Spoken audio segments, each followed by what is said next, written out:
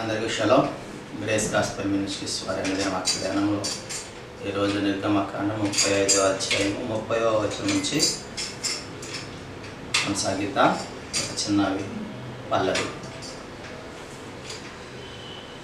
నేను నమ్మిన వారిలో కొందరు మోసం చేశారు, వెళ్తానని చెప్పి వెనుకకు తిరిగారు.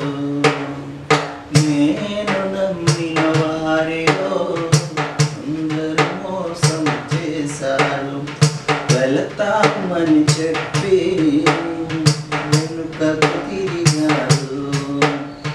మీరైనా మీతో ఎవరైనా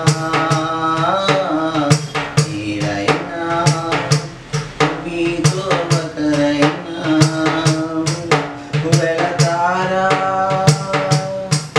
నా ప్రేమను చెబుతారా, వెళతారా, నా ప్రేమను చెబుతారా. నా పేరే తెలియని ప్రజలు ఎందరో ఉన్నారు, నా ప్రేమను వారికి ప్రకటింప కొందరు ఉన్నారు. నా పేరే తెలియని ప్రజలు కొందరు ఉన్నారు, నా ప్రేమను వారికి ప్రకటింప కొందరు ఉన్నారు. ఎవరైనా మీలో ఎవరైనా మీలో ఎవరైనా వెళతారా, నా ప్రేమను ప్రకటిస్తారా, వెళతారా, నా ప్రేమను చెబుతారా. హల్లెలూయా. నిర్గమకాండము 35వ అధ్యాయము 30వ వచనంలో ఈ విధంగా దేవుడు మనతో మాట్లాడుతూ ఉన్నాడు.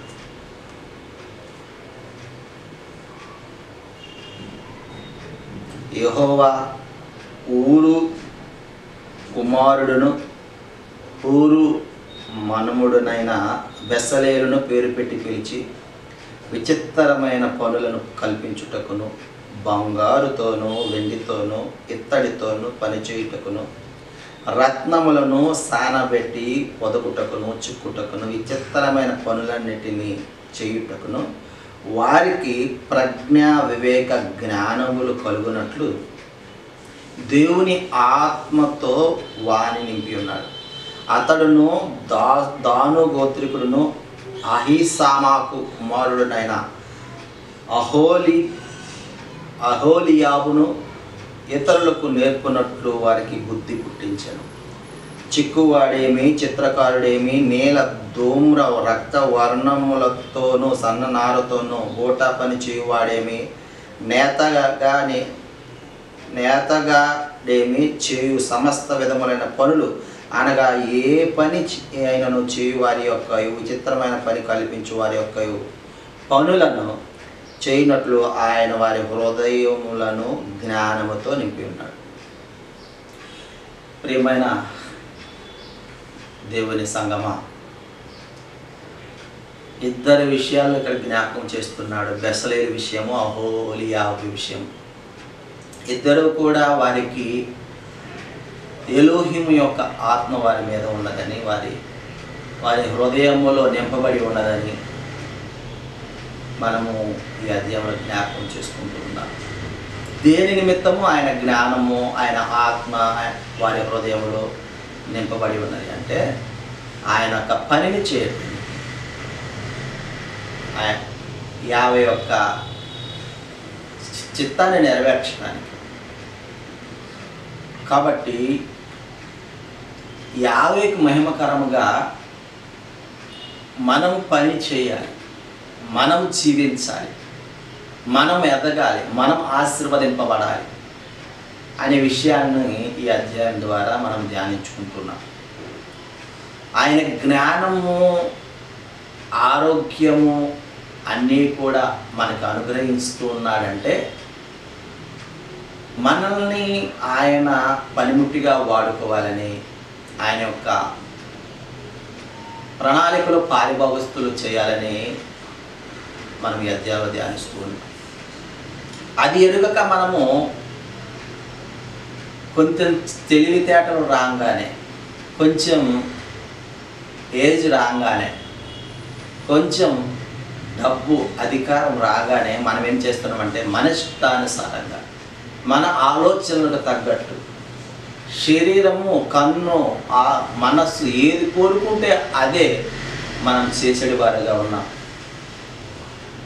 లేనప్పుడు ఒక విధంగా, ఉన్నప్పుడు ఒక విధంగా ప్రవర్తించే ప్రవర్తన కలిగి మనం ఉంటున్నాం.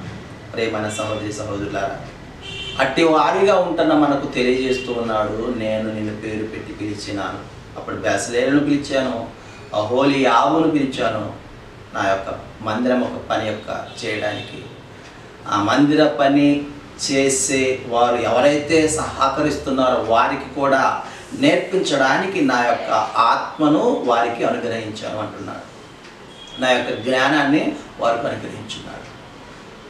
అప్పుడు వారికి అనుగ్రహించాడు, ఇప్పుడు ఈ దినమున మీకు కూడా నాకు మనందరికీ అనుగ్రహించాడు. దేని నిమిత్తం అంటే, ఎవరైతే ఆయన పనిని చేయటానికి మనస్సును వచ్చి మన యొద్దకు వస్తారు, మనస్సు కలిగి ఉంటారు, హృదయం కలిగి ఉంటారు, అట్టి వారికి అలాంటి ఆత్మను, అలాంటి జ్ఞానాన్ని నేర్పించడానికి, అలాంటి పనులను ఏ విధంగా చేయాలి అని నేర్పించడానికి, తెలియజేయడానికే మనల్ని ఎన్నుకొని ఉన్నాడు. కాబట్టి ప్రియమైన సహోదరి సహోదరుడా, మనకున్న అధికారము కానీ, మనకున్న డబ్బు కానీ, మనకున్న జ్ఞానము కానీ, మనకున్న ఆత్మ ఏదైతే ఉన్నదో అది హష్యం వారి, అదోనయ వారి నామ మహిమార్థమై వాడబడాలని ఈ విధంగా మనతో దేవుడి ఈ లేఖన భాగం ద్వారా మనతో మాట్లాడుతూ తెలియజేస్తూ ఉన్నాడు. అటు విధముగా మనము మన యొక్క జ్ఞానాన్ని, మన యొక్క ధనాన్ని, మన యొక్క అధికారాన్ని ఉపయోగించుదాము గాక. ఆమేన్.